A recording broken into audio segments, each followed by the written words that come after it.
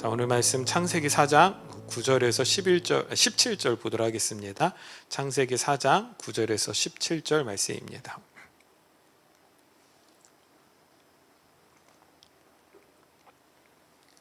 제가 한 절 읽고 여러분들이 한 절 읽도록 하겠습니다. 여호와께서 가인에게 이르시되 내 아우 아벨이 어디 있느냐? 그가 이르되 내가 알지 못하나이다. 내가 내 아우를 지키는 자니이까.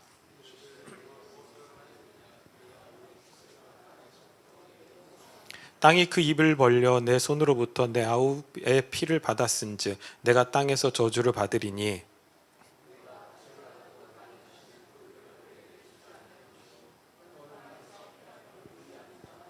가인이 여호와께 아뢰되 내 죄벌이 지기가 너무 무거우니이다.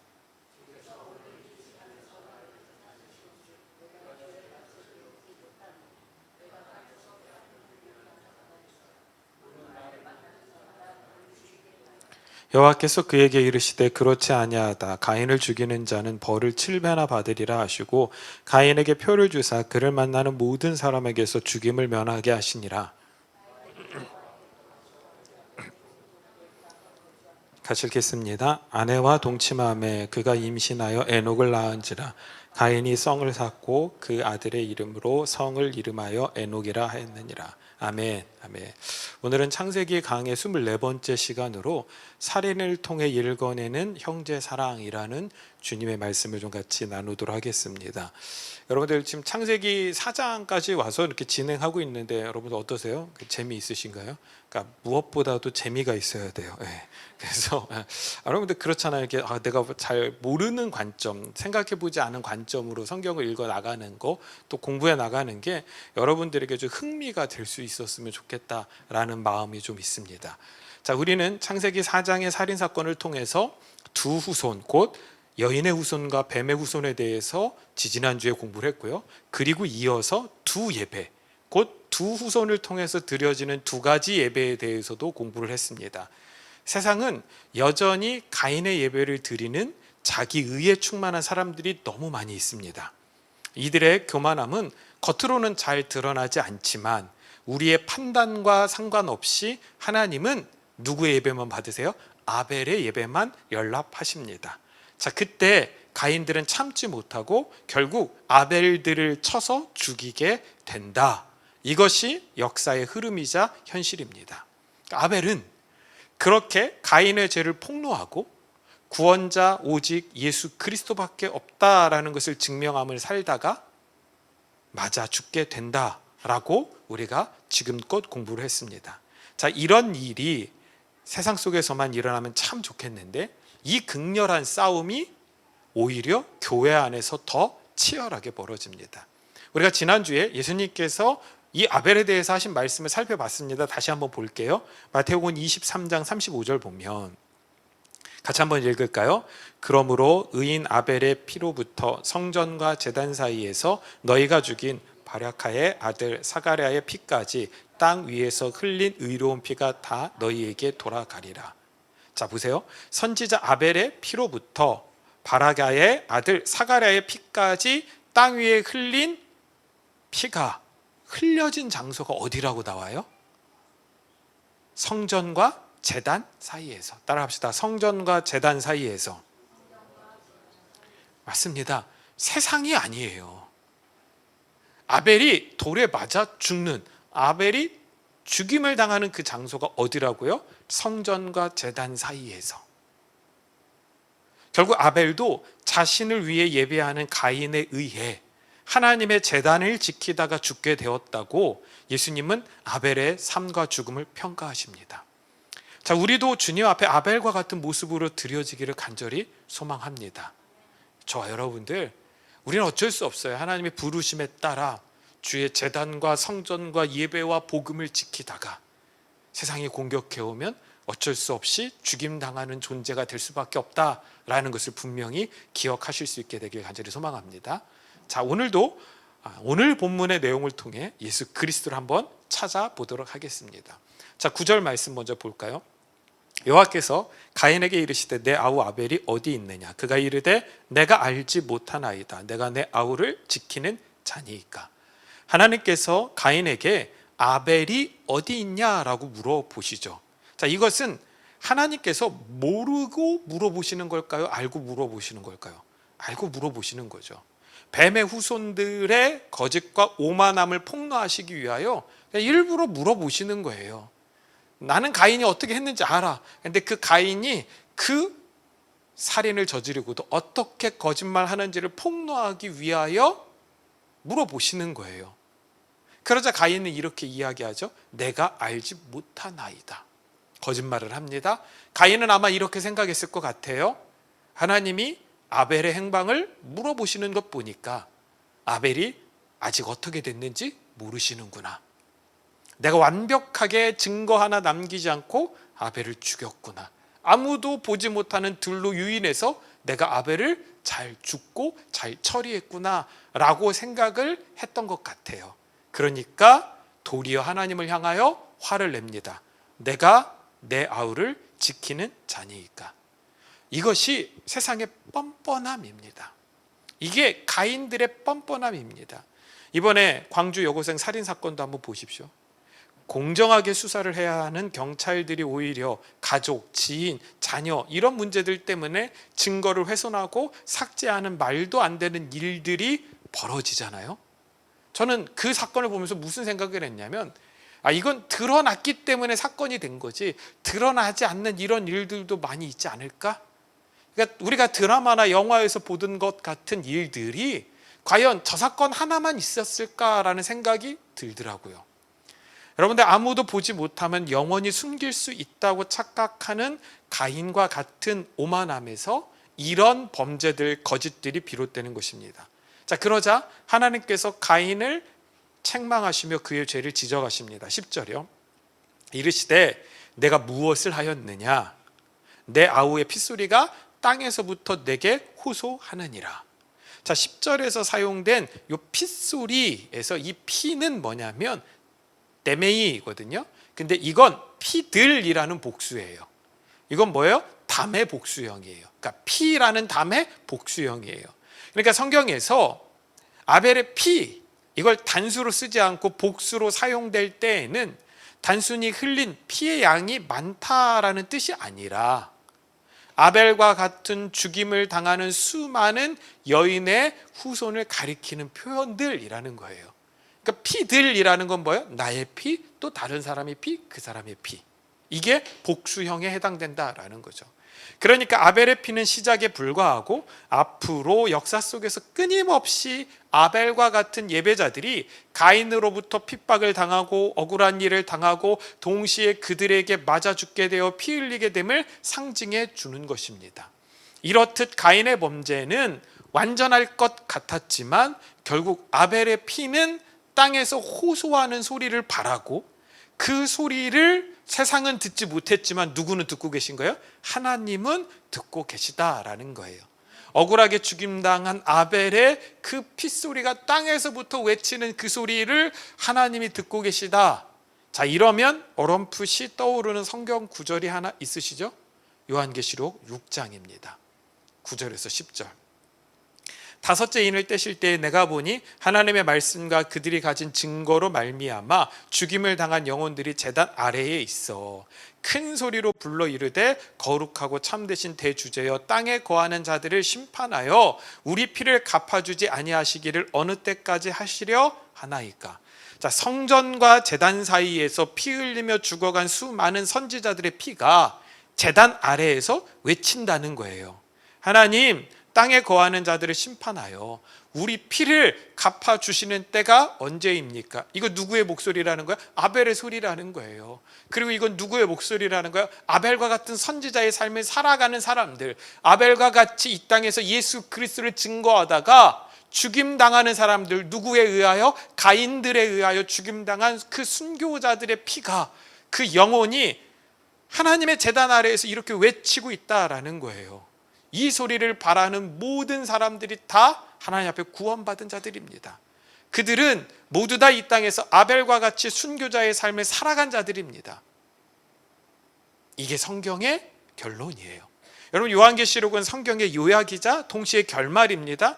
그러니까 역사가 이렇게 흘러가고 동시에 이렇게 결말 난다라고 우리가 믿는다면, 그렇지, 아벨과 같은 역사가 시작되는 거고 선지자의 삶들이 시작되는 거고, 결국 아벨과 같은 결론에 다다라서 요한계시록처럼 제단 아래에서 외치는 소리들이 발생한다고 우리가 믿는다면, 저와 여러분들 우리도 이 땅에서 아벨과 같은 운명을 살아가야 하나님의 제단 아래에 거하게 된다라는 것을 우리는 분명히 기억하고 있어야 됩니다. 아멘?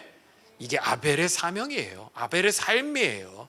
하나님, 나는 아벨로 부르심을 받았는데 나는 좀 다르게 살 거예요. 내가 가인을 이겨버릴 거예요. 하나님께서 저와 여러분들을 그렇게 만들지 않으셨다라는 거예요. 이렇게 아벨을 죽인 가인을 향한 하나님의 분노와 저주는 계속해서 이어집니다. 11절, 12절, 13절이죠.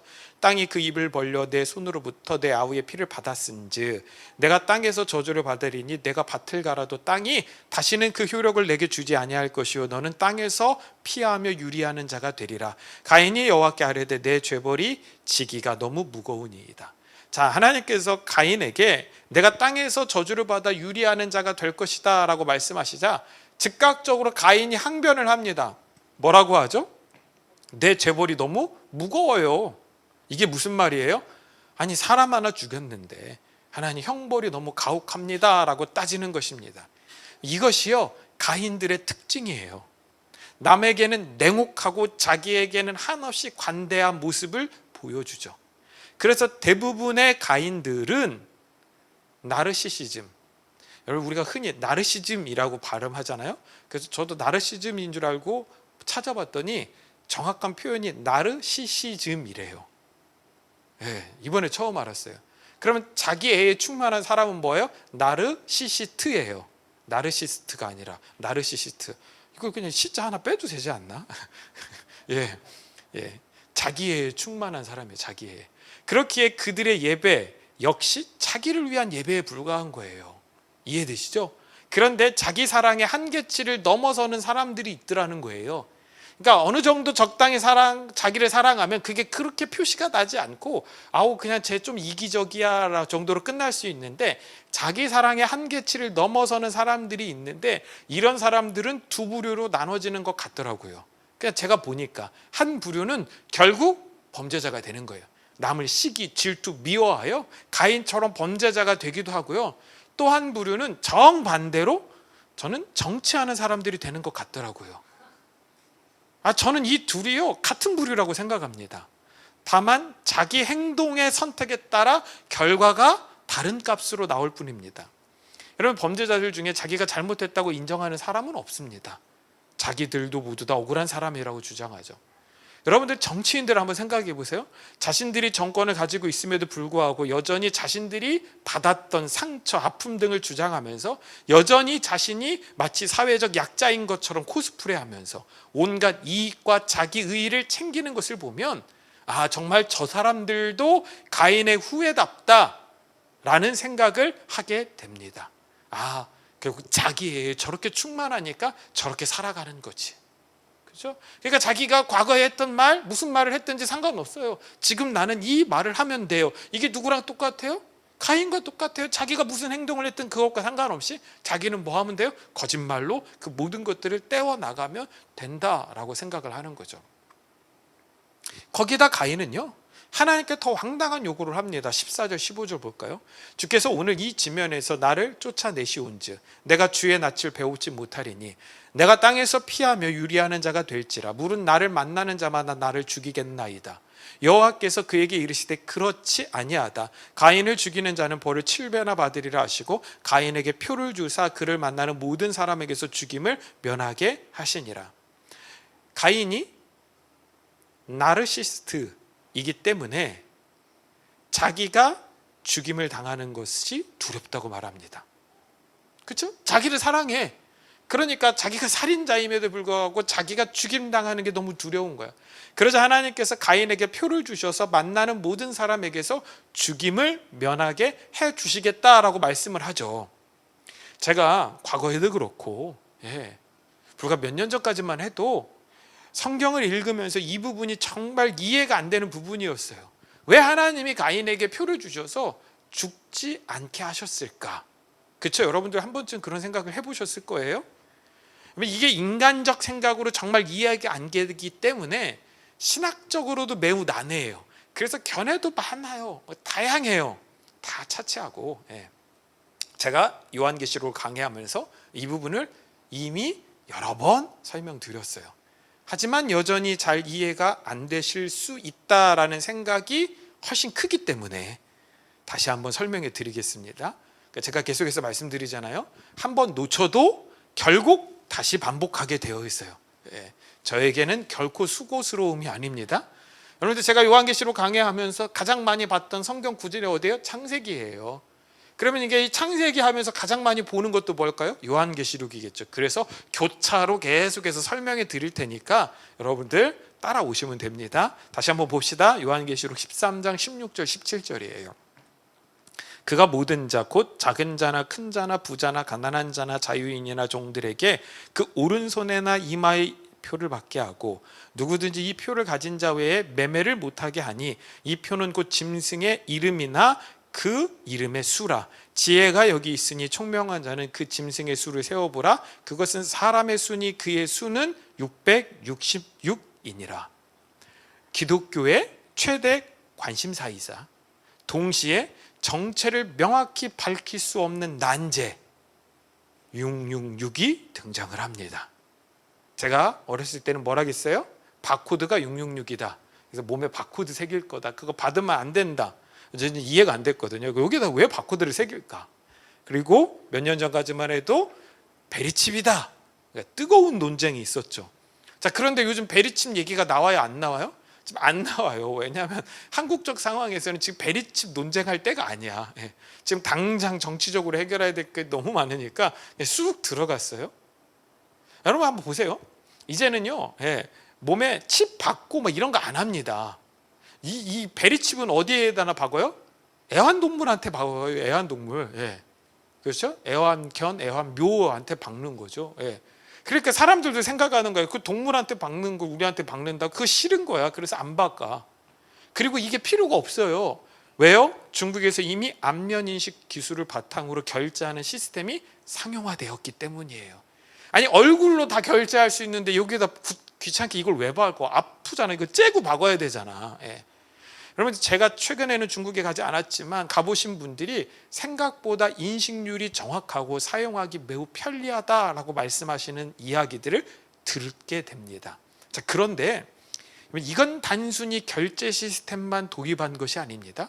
중국은 코로나를 기점으로 안면인식 기술을 중국 전역에 보급을 했습니다. 여러분, 중국 인구가 몇 명이에요? 15억에서 16억쯤 된다라고 이야기를 해요. 그러니까 어마어마하죠. 그런데 중국 전체에 깔려있는 CCTV가 몇 대인지 아세요? 8억 대래요. 8억 대. 그러니까 CCTV 한 대가 2명을 감시하는 꼴이 되는 거예요.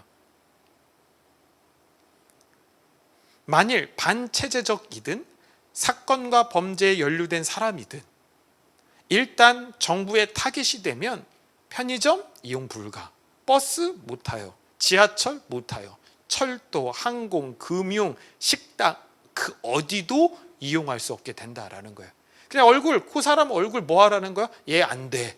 이렇게 그냥 못 박아 놓으면 아무것도 못 한대요. 지금 시스템이 이미 그렇게 되었대요. 무섭죠? 그냥 집이 감옥인 거야. 식료품 하나 살 수가 없어.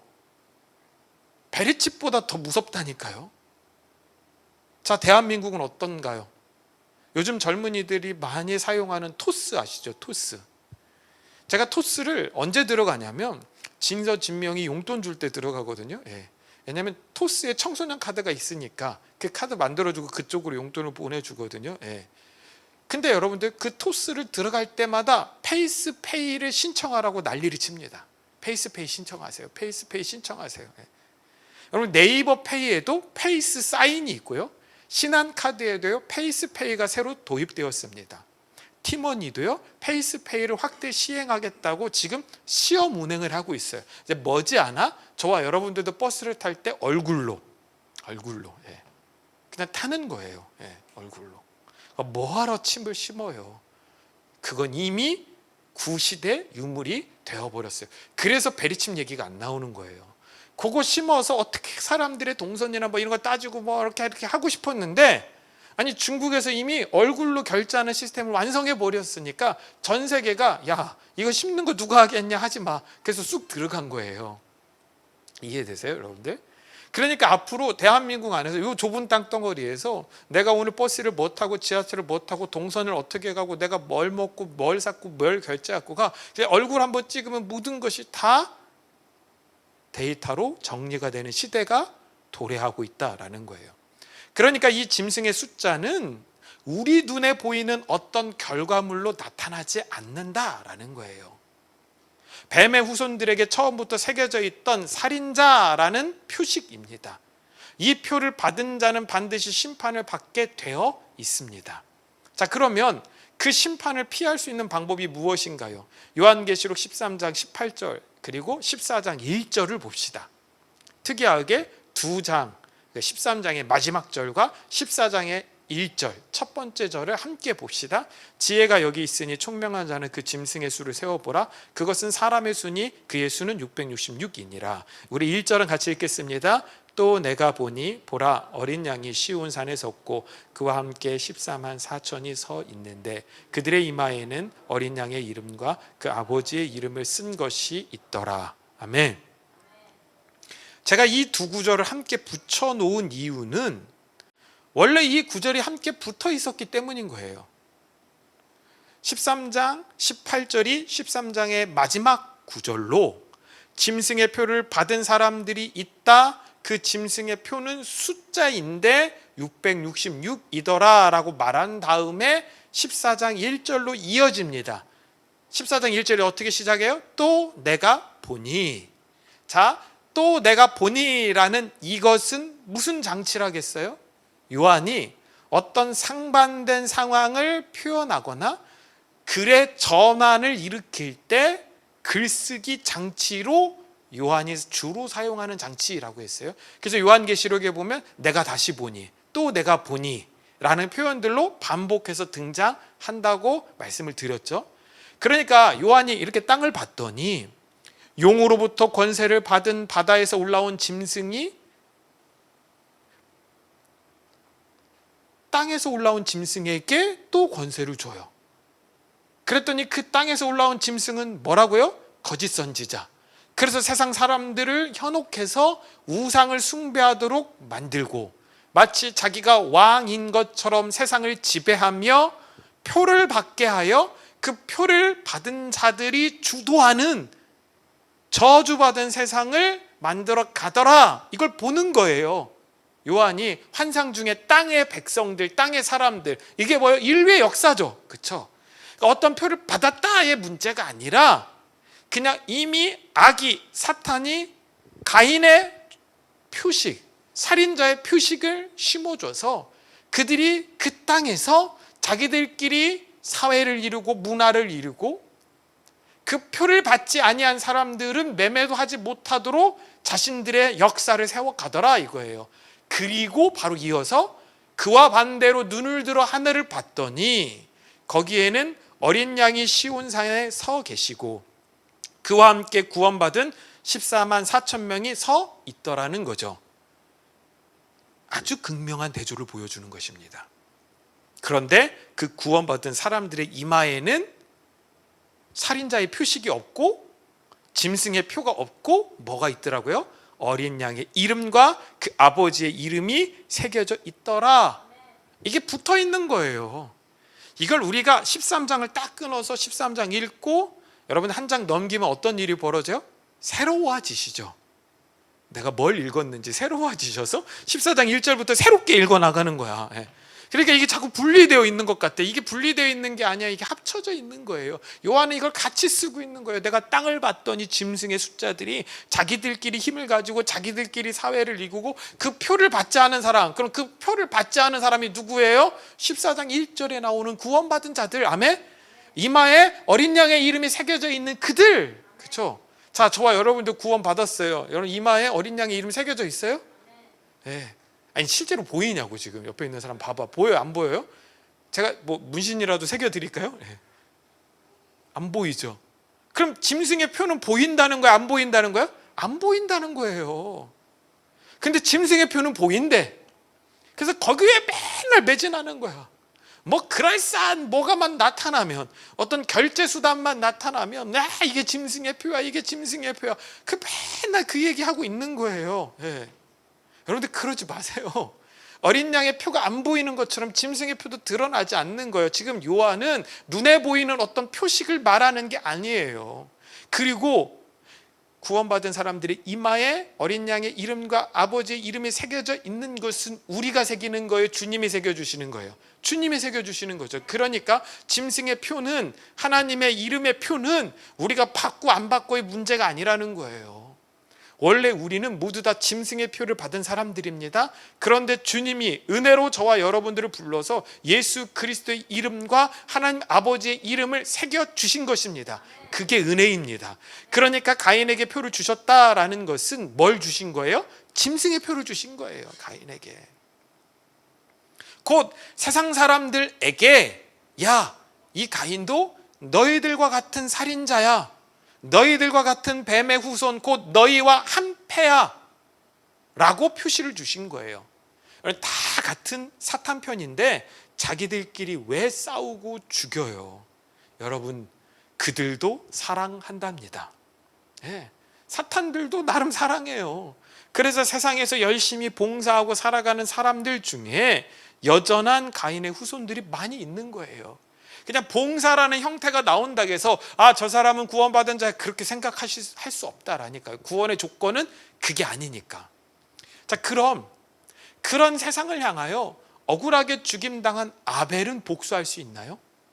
아니면 가인들이 죽이지 못하도록, 아예 약간 전문적인 용어인데 아벨이 먼저 선빵을 날리는 건 안 되나요? 그렇잖아요. 먼저 쳐서 가인이 아무것도 못하게 만들면 되는 거 아닌가요? 뭐처럼? 십자군 원정처럼. 그럼 십자군 전쟁이 이슬람의 팽창을 막고 예루살렘을 탈환한다는 명분 아래 전쟁을 시작한 거잖아요. 자, 그러면 명분이 대단히 멋있어, 좋아. 그래서 나갈 때마다 뭐요? 십자가 깃발 뭐 이렇게 들고 나갔다고요.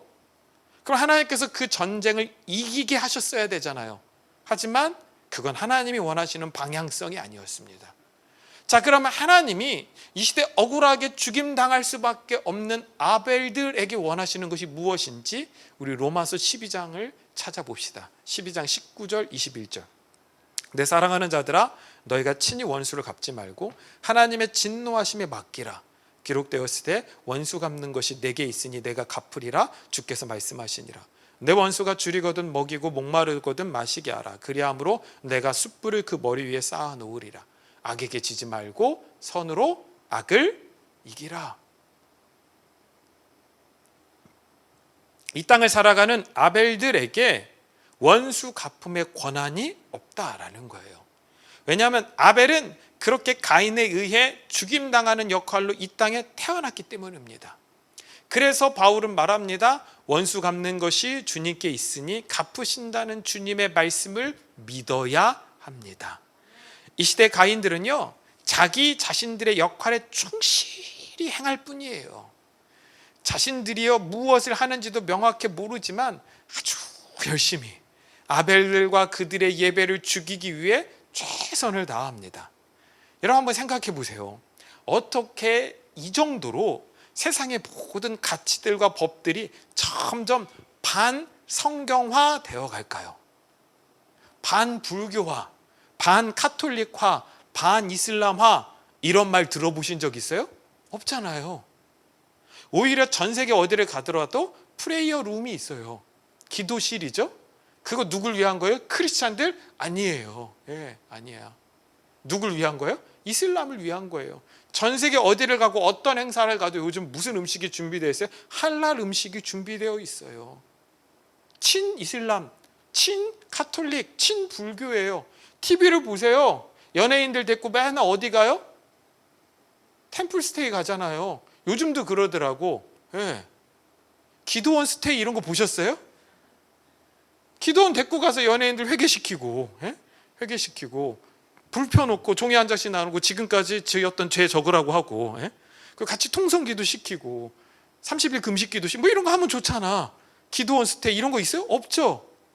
기도원 스테이 하면 어떤 일이 벌어질까요?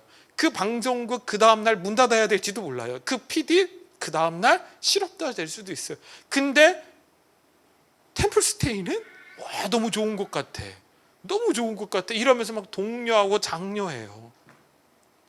심지어 저는 어떤 목사님이 자기 교회 자기 자녀들을 템플스테이 보낸다는 목사님도 봤어요. 그러니까 지금 세상이 아주 이상하게 가고 있다니까요. 제가 이상한 게 아니에요. 세상이 이상한 거지.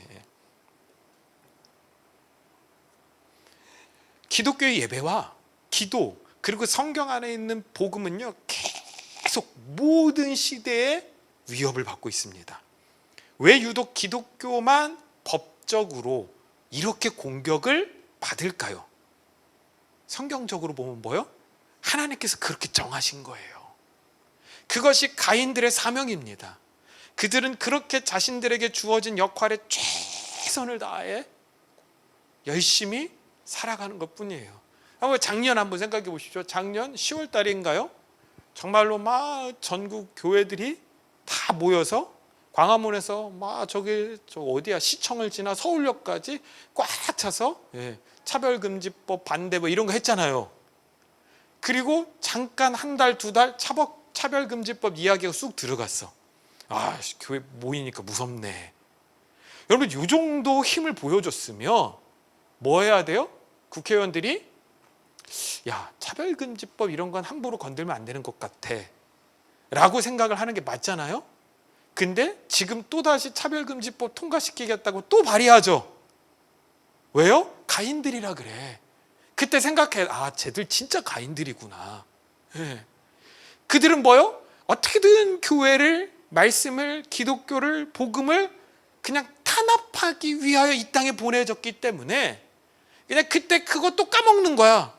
아, 맞아, 나는 사명에 충실해야지. 그래서 열심히 발휘하는 거예요. 자기들이 왜 하는지도 몰라. 이게 어떤 결과를 가져오는지도 몰라. 제가 볼 때는 그렇다는 거예요. 성경적으로 그냥 계속 끊임없이 그걸 외치고 주장하는 거예요. 그래서 뭐예요? 때로는 그들의 주장이 무지성, 무논리처럼 보이는 거예요.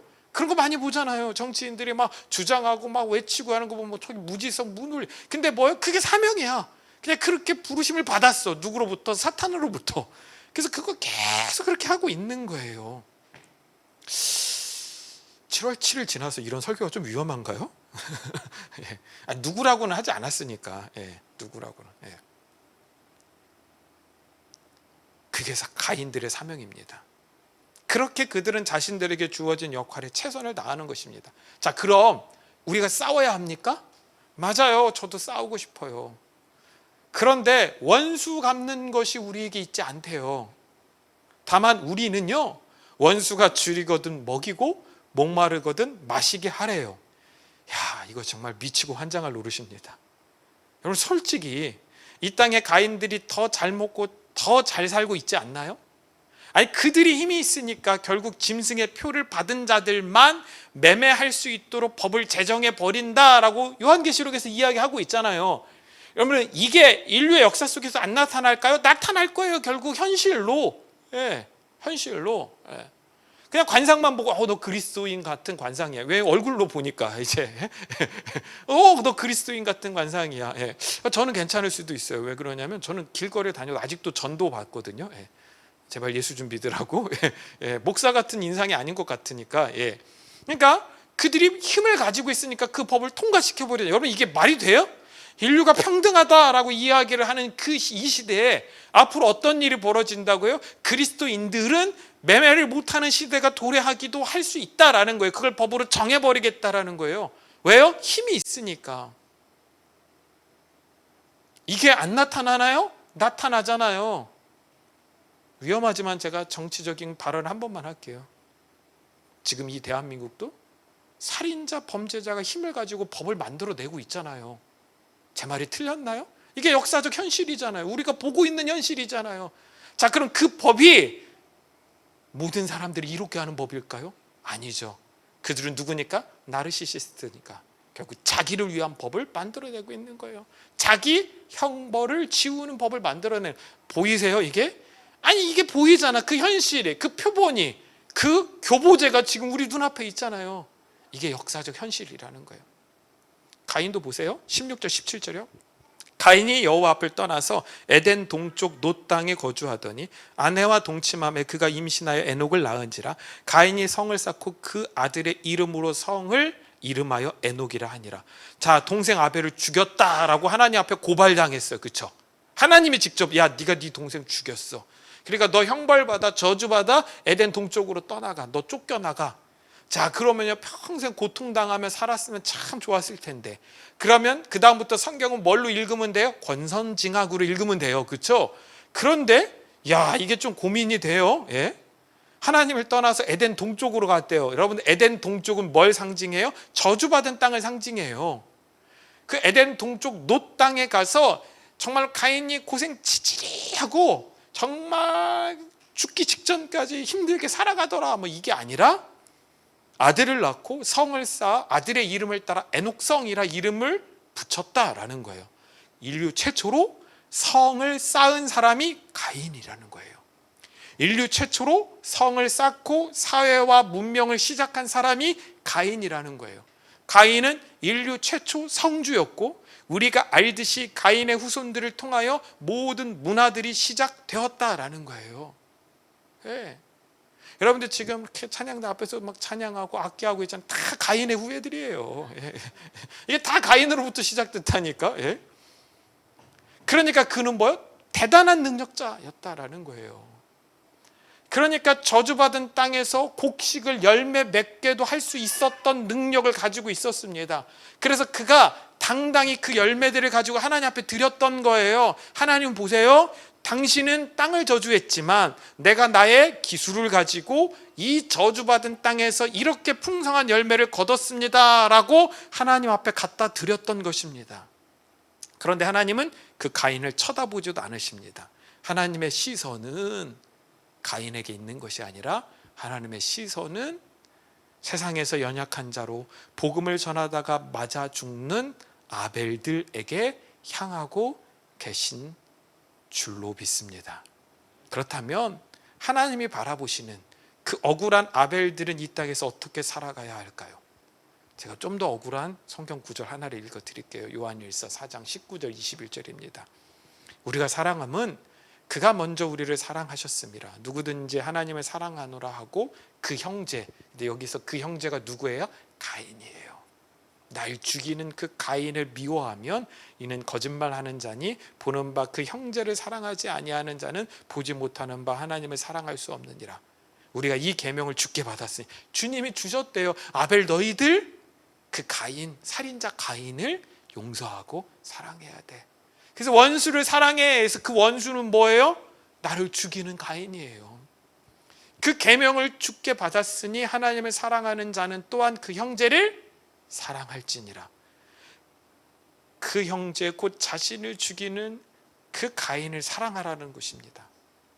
아까 로마서 12장에서도 바울이 이야기했잖아요. 로마서 12장 20절 보면 뭐요? 내 원수가 줄이거든 먹이고 목마르거든 마시게 하라. 그래함으로 내가 숯불을 그 머리에 쌓아 놓으리라. 먹이래요. 그리고 마시게 하래요. 그것이 아벨의 사명이라고 성경은 우리에게 말씀해 주고 계십니다. 이 땅에서 나에게 유익이 되어 돌아올 것을 기대하지 말고 그렇게 호의를 베풀어도 결국 우리는 그들에게 공격당하게 된다라는 것을 알고 있음에도 결국 우리는 그렇게 형제를 먹이고 마시게 하라라고 하나님이 말씀하십니다. 왜요? 우리는 누가 가인인지 누가 아벨인지 알지 못하기 때문인 거예요. 여러분 아세요? 모르잖아요. 예수님 오른편에 십자가에 달려 죽은 강도, 그는 그 십자가에 달리는 그 순간까지 모든 사람들의 시선에는 뭐예요? 가인처럼 보였을 거예요. 그런데 마지막 그 순간 그는 아벨이 되는 거예요. 그렇죠? 저와 여러분들 누가 가인인지 누가 아벨인지 몰라요. 누가 원수인지 누가 내 형제인지 몰라요. 그러니까 뭐 하라는 거예요? 모든 사람에게 하나님의 사랑을 실천해 가야 된다라고 이야기를 하고 있는 것입니다. 자, 그러면 우리가 어떻게 양식을 나누는 형제의 사랑을 실천해야 하는지, 성경이 뭐라고 마지막에 우리에게 당부하고 있는지 마지막으로 이 구절 하나를 살펴보고 설교를 마치겠습니다. 에스겔 33장 1절에서 6절입니다. 여호와의 말씀이 내게 임하여 이르시되 인자여 너는 내 민족에게 말하여 이르라. 그러니까 에스겔에게 하나님께서 말씀하시는 거예요. 내 민족에게 말하여 이르라. 가령 하나님께서 가정법을 쓰십니다. 내가 만일 한 땅에 칼을 한 땅에 임하게 한다 하자, 그 땅 백성이 자기들 가운데 하나를 택하여 파수꾼을 삼은 그 사람이 그 땅에 칼이 임함을 보고 나팔을 불어 백성에게 경고하되 그들이 나팔 소리를 듣고도 정신을 차리지 아니하므로 그 임하는 칼의 제거함을 당하면 그 피가 자기의 머리로 돌아갈 것이라. 그가 경고를 받았던들 자기 생명을 보존하였을 것이나 나팔 소리를 듣고도 경고를 받지 아니하였으니 그 피가 자기에게로 돌아가리라. 자, 이게 무슨 말입니까? 한 민족, 그 성 안에 적군이 칼을 들고 온다라고 하나님께서 말씀하시는 거예요. 그럴 때 그 백성 중에 한 사람을 파수꾼으로 세워 성루에 올려서 지켜보라라고 했다는 거예요. 근데 그 사람이 저기 칼 들고 오네, 이걸 보고 성 안에 있는 사람들에게 나팔을 불어서 지금 전쟁이 발생했습니다 라고 경고했다라는 거예요. 그런데 성 안에 있는 사람들이 그 경고를 듣고도 전쟁을 대비하지 않고 준비하지 않고 죽임을 당하면 그건 누구 책임이라는 거예요? 그 사람 책임이라는 거예요. 그 사람 책임. 당연한 거죠. 근데 6절 볼까요? 그러나 칼이 임함을 파수꾼이 보고도 나팔을 불지 아니하여 백성에게 경고하지 아니하므로 그 중에 한 사람이 그 임하는 칼에 제거당하면 그는 자기 죄악으로 말미암아 제거되어려니와 그 죄는 내가 파수꾼의 손에서 찾으리라. 그 사람은 그 죄 때문에 죽지만 만일 경고하지 않아 그 사람이 죽게 되면 그 피를 누구 손에서 찾는다고? 파수꾼의 손에서 찾겠다라고 주님이 말씀하고 계신 것입니다. 에스겔 선지자에게 하나님께서 말씀하십니다. 야, 너는 파수꾼이야. 파수꾼은 파수꾼의 사명을 다하면 돼. 아벨은 아벨의 사명을 다하면 돼. 적군이 성 밖에서 칼을 들고 오는 것을 보면 나팔을 불어 경고하면 돼. 그 경고를 받고도 성 안에 있는 사람들이 준비하지 않다가 죽게 되면 그 피가 그들에게 돌아가게 돼. 그런데 파수꾼인 내가 적군을 보고도 나팔을 불어 경고하지 않으면 그 피를 너의 손에서 찾을 거야. 자, 이게 누구의 이야기예요? 요나의 이야기예요. 여러분, 니느웨는 그 당시에도 큰 성이었다고요. 니느웨는 아수르의 수도였기 때문에 결국 북이스라엘을 멸망시키는 나라가 된다고요. 요나도 그걸 알고 있었을 거예요. 자기가 부르심을 받은 북이스라엘보다 저 더 큰 성이 니느웨의 성이라는 걸 알고 있었을 거예요. 그러니까 요나 입장에서는 뭐예요? 저들이 회개하지 않았으면 좋겠거든요. 그래서 복음을 안 전하는 거예요. 이해되세요?